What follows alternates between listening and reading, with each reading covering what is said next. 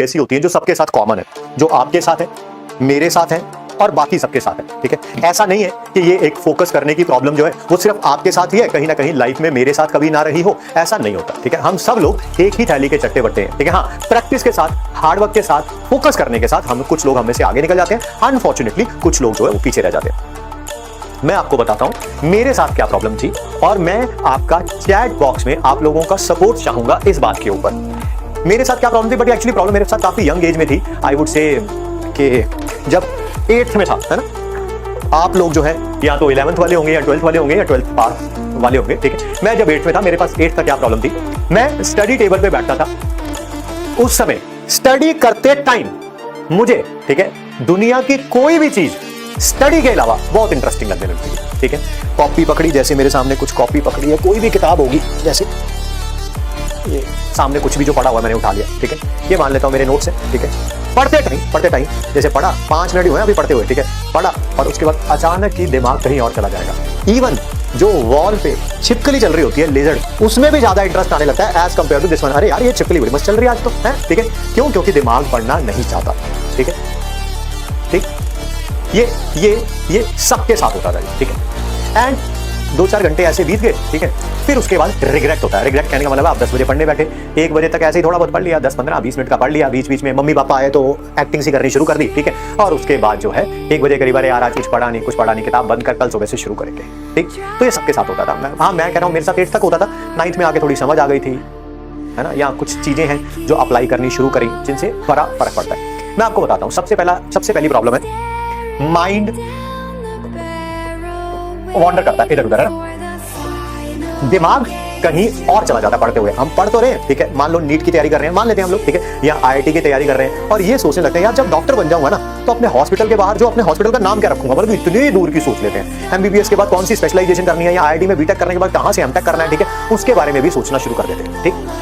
इसका बड़ा सिंपल सा तरीका है फोकस करने का, बड़ा आसान सा, इतना आसान तरीका, ठीक है, जो मैंने खुद अप्लाई किया। ये ऐसा नहीं है कि मैं लोगों को अप्लाई करने के लिए बोल, मैंने खुद अप्लाई किया अपने ऊपर। हाँ, एज ए स्कूल में 8th 9th के बाद अप्लाई किया और बड़ा फर्क पड़ा उससे। बड़ा सिंपल है।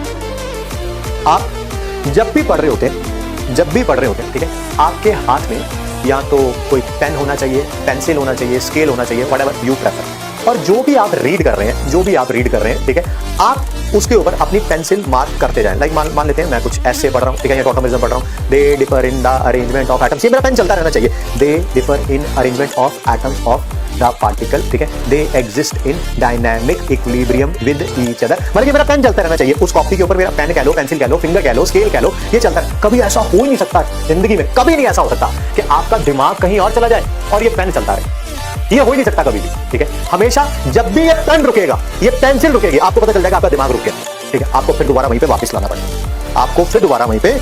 पड़ेगा, ठीक है। तो ये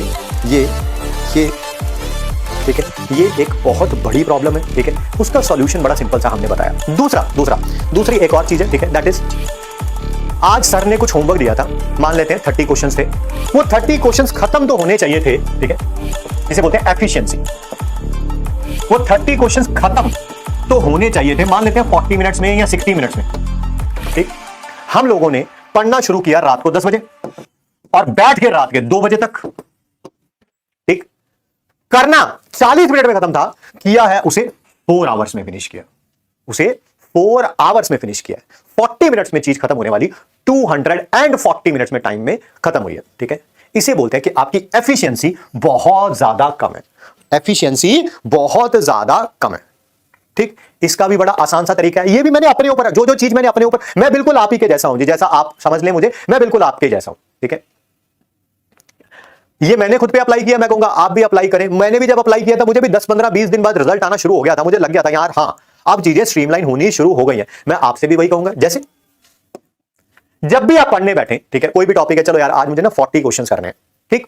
इन 40 क्वेश्चंस में मुझे टाइम लगना चाहिए 50 मिनट्स का, मान लेते हैं ऐसे हिपोथेटिकल सिचुएशन लिए, वो तो क्वेश्चन के ऊपर डिपेंड करता है भाई, ऐसे क्वेश्चन भी होते हैं वो 20 मिनट में भी हो जाते हैं, ऐसे क्वेश्चन भी होते हैं शायद वो 1 आवर से ज्यादा टाइम भी लेने, डिपेंड अपॉन द क्वेश्चन। मैंने एक मान लिया 50 मिनट्स।